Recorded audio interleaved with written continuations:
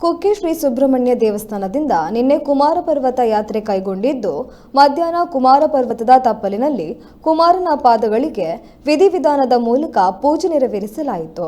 ಕುಮಾರ ಪರ್ವತದಲ್ಲಿ ದೇವಸ್ಥಾನದ ಪ್ರಧಾನ ಅರ್ಚಕರಾದ ಸೀತಾರಾಮ ಎಡಿಪಡಿತಾಯ, ಅರ್ಚಕರಾದ ರಾಜೀವ ನುರಿತಾಯ ಪೂಜೆ ವಿಧಿವಿಧಾನ ನೆರವೇರಿಸಿದ್ರು.